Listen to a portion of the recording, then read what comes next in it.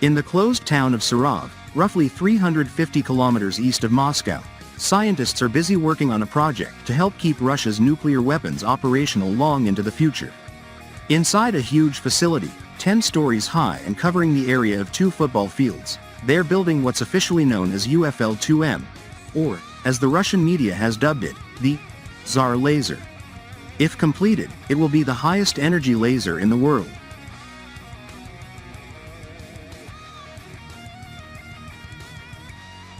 Kostyukov explained that the complex is being developed at the Sarov Nuclear Center, a scientific institute specializing in experimental physics.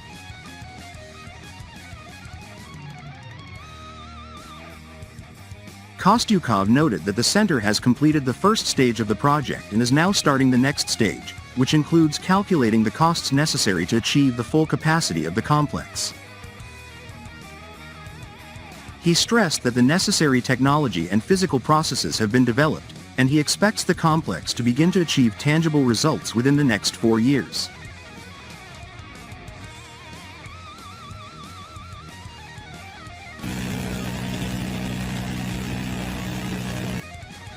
It is worth noting that the Tsar Laser is an advanced laser complex with a total energy of up to 4.6 megajoules and is intended to conduct experiments in the field of controlled thermonuclear fusion, as well as to study the properties of materials under extreme pressures and temperatures.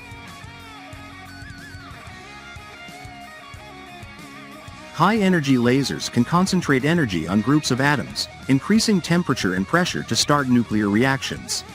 Scientists can use them to simulate what happens when a nuclear warhead detonates.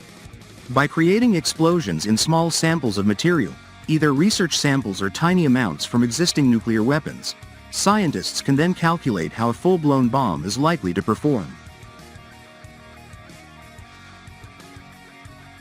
With an old warhead, they can check that it still works as intended.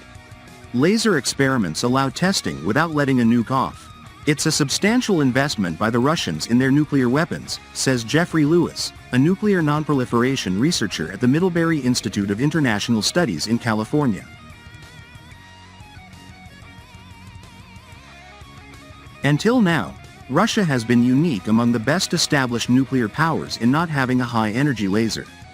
The United States has its National Ignition Facility, NIF, currently the world's most energetic laser system. Its 192 separate beams combine to deliver 1.8 megajoules of energy.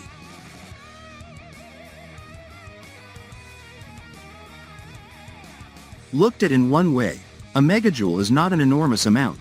It's equivalent to 240 food calories, similar to a light meal. But concentrating this energy onto a tiny area can create very high temperatures and pressures. France meanwhile has its laser megajoule, with 80 beams currently delivering 350 kilojoules, though it aims to have 176 beams delivering 1.3 megajoules by 2026. The UK's Orion laser produces 5 kilojoules of energy, China's SG-3 laser, 180 kilojoules.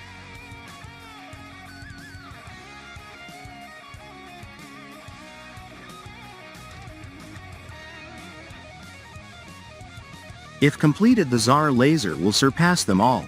Like the NIF, it's due to have 192 beams, but with a higher combined output of 2.8 megajoules. Currently, though, only its first stage has launched. At a Russian Academy of Sciences meeting in December 2022, an official revealed that the laser boasts 64 beams in its current state. Their total output is 128 kilojoules, 6% of the planned final capability. The next step would be testing them, the official said.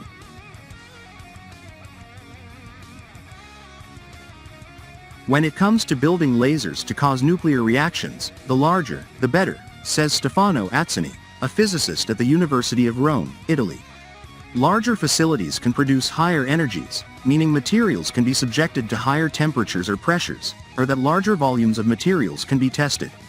Expanding the limits of experiments potentially gives nuclear researchers more useful data.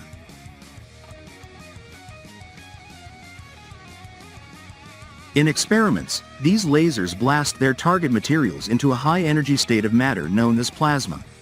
In gases, solids, and liquids, electrons are usually locked tight to their atoms' nuclei, but in plasma they roam freely. The plasmas throw out electromagnetic radiation, such as flashes of light and X-rays, and particles like electrons and neutrons. The lasers therefore also need detection equipment that can record when and where these events happen. These measurements then allow scientists to extrapolate how a full warhead might behave.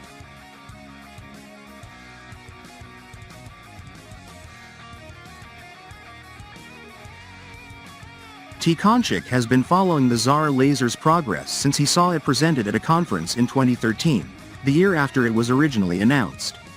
He last spoke to scientists from Sarov at a summer school in nearby Nizhny Novgorod in 2019.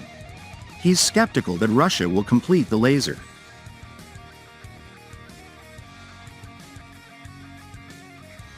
Russia certainly has the scientific pedigree. It has experience as a partner in building large scientific facilities, such as the multi-billion-dollar ITER experimental nuclear fusion reactor in Cadarache, France, Tikhonchik notes. Russia also contributed components to 2 facilities in Germany, the European X-ray free electron laser in Hamburg and the Facility for Antiproton and Ion Research in Darmstadt. And scientists at Russia's Institute of Applied Physics developed the fast crystal growth technology used in the lenses at the NIF and in the construction of all big lasers, Tikhonchik says.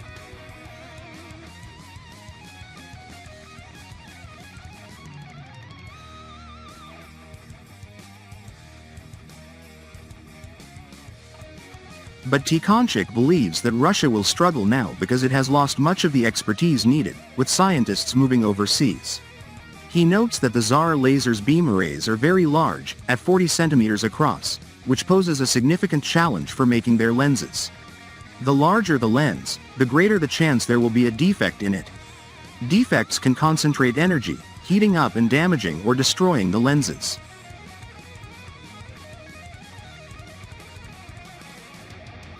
The fact that Russia is developing the Tsar Laser indicates it wants to maintain its nuclear stockpile, says Lewis. It's a sign that they plan for these things to be around for a long time, which is not great. But if the laser is completed, he sees a sliver of hope in Russia's move. I'm quite worried that the US, Russia, and China are going to resume explosive testing. The Tsar Laser investment might instead show that Russia thinks it already has enough data from explosive nuclear tests, he says.